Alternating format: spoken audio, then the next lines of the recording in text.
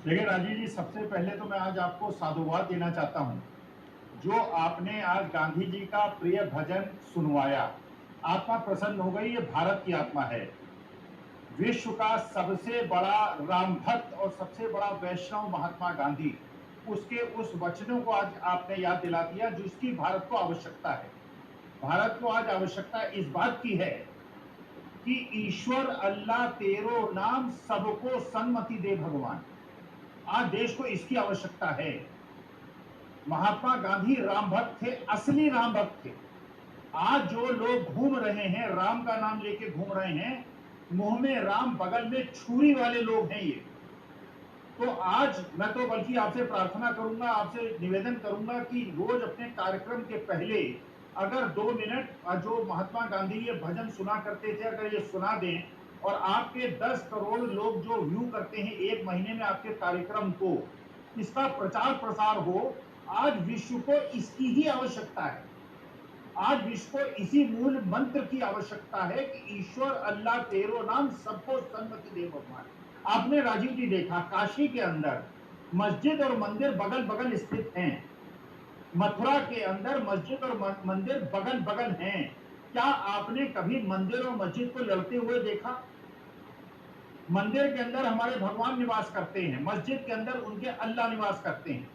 क्या उनको कभी आपस में लड़ते हुए देखा? कभी आपने ईश्वर और अल्लाह को लड़ते हुए देखा? कभी आपने मंदिर और मस्जिद को लड़ते हुए देखा?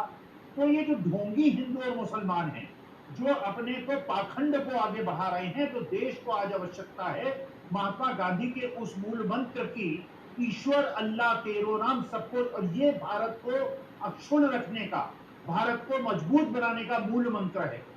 आज मेरी एक और बात से राजीव जी आत्मा खुश हो गई। जो गहलोत साहब ने पत्र लिखा और ट्वीट किया, उन्होंने कहा कि मैं आपका अवगत नहीं करूंगा, आपका स्वागत नहीं करूंगा। देखिए, महाभारत के अंदर, मैं बार बार महाभारत रामायण का संदर्भ लेता हूं, लेकिन मुझे क्षमा कीजिए, मुझे लेने दीजिए। भगवान कृष्ण ने न केवल कौरवों को दंडित किया था, दुर्योधन और दुशासन को दंडित किया था, पांडवों को भी दंडित किया था, जो नारी का अपमान हो रहा था सिर झुका के बैठे थे। और आज की तारीख में वही परिप्रेक्ष्य है। जिस समय मणिपुर की बेटियों के साथ अन्याय और अत्याचार हो रहा है, जो व्यक्ति वहां जाके भाषण दे रहा है और जुमले दे रहा है, और जो मेरी देश की बेटियों की और बहनों की आवाज और चीत्कार को नहीं सुन रहा है, वो उन्हीं पांडवों की तरह है, वो उन्हीं भीष्म पितामह और कर्ण और अश्वत्थामा की तरह है, जो सिर झुका के बैठे हैं और जिन्हें बेटियों का, नारियों का चीत्कार सुनाई नहीं दे रहा है। और मैं उनको भी धन्यवाद देना चाहता हूं जो इंडिया के रिप्रेजेंटेटिव जा रहे हैं मणिपुर के अंदर, वो वहां जाके मलहम लगाएं, वहां बैठे, मैती और कुकी और नागा, मिजोरम भी जाएं, मिजो लोगों से भी बात करें। नॉर्थ ईस्ट की जितने भी आदिवासी समूह हैं, उन आदिवासियों समूह को बीच में जाके प्रेम और सद्भाव का संदेश दें, और महात्मा गांधी का जो ये मूल मंत्र है, ये जो मूल भजन है, इसको जाके सुनाएं। हम लोगों को अपने घर में, अपने मंदिरों में ये जो महात्मा गांधी का जो आज आपने सुना के मेरी आत्मा को प्रसन्न कर दिया, जैसे आपने कल मेरे को ब्लड प्रेशर मेरा बढ़ा दिया था, आज मेरे ब्लड प्रेशर नॉर्मल ले आए। कृपा करके उस तरह के भाषण मत सुनाया कीजिए।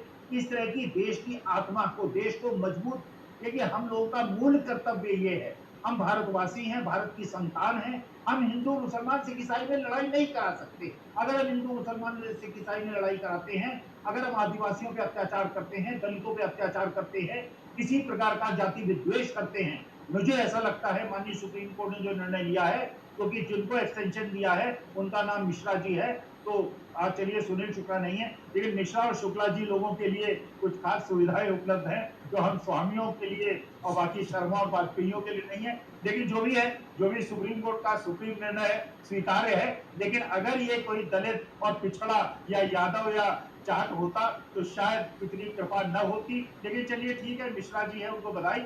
लेकिन कम से कम 1.5 महीने 2 महीने जो आपको मिले हैं, अपने कर्तव्यों का निर्वहन कीजिएगा, क्योंकि 2024 में केवल 10 ही महीने बाकी।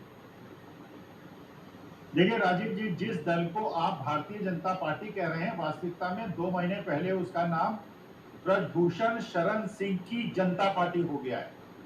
और आप ये देखिए कि जो लोग ये कहते हैं, भारतीय जनता पार्टी वाले लोग, बीजेपी वाले लोग, कि ये सरदार पटेल के अनुयायी हैं।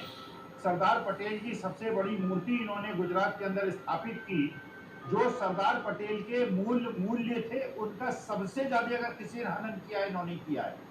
सरदार पटेल का जो सबसे बड़ा योगदान था हिंदुस्तान को बनाने में, उन्होंने कबीलों को जोड़कर हिंदुस्तान बनाया था, इंडिया बनाया था। ये सरदार पटेल का योगदान देश के लिए था।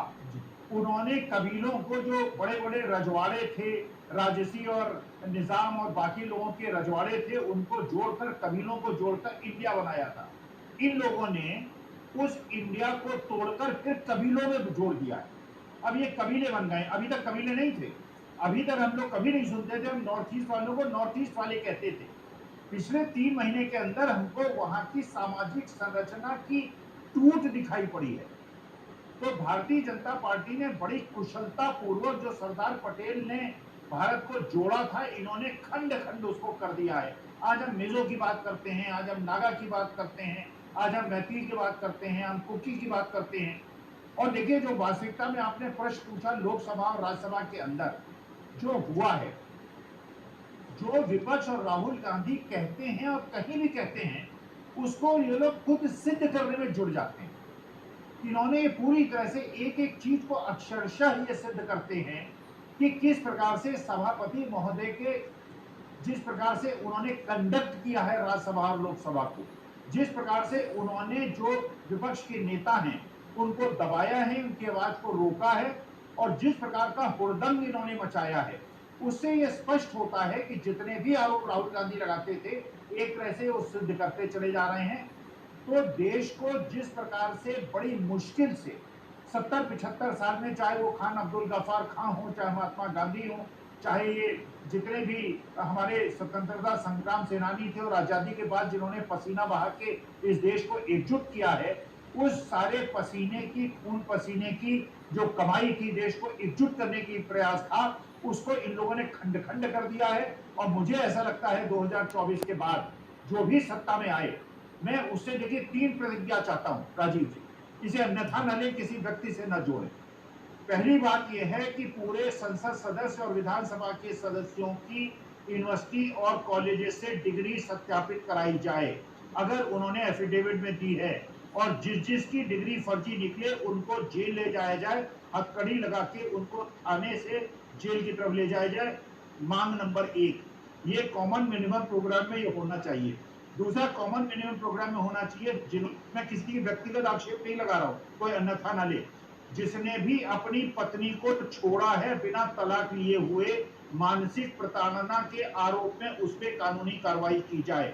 और तीसरी बात, जिन लोगों ने भी भारत के अंदर विद्वेष फैलाया है, धार्मिक विद्वेष फैलाया है, धर्म और जाति के नाम पे देश को तोड़ा है, इन लोगों पे कानूनी प्रक्रिया हो। और ये 3 प्रोग्राम 2024 के बाद, क्योंकि 2024 के बाद मैं ये नहीं सुनना चाहूंगा भारत का 142 करोड़ में कोई हिंदू, मुसलमान, सिख, ईसाई या धर्म और जाति के नाम पे या कबीलों के नाम पे इस देश को तोड़े।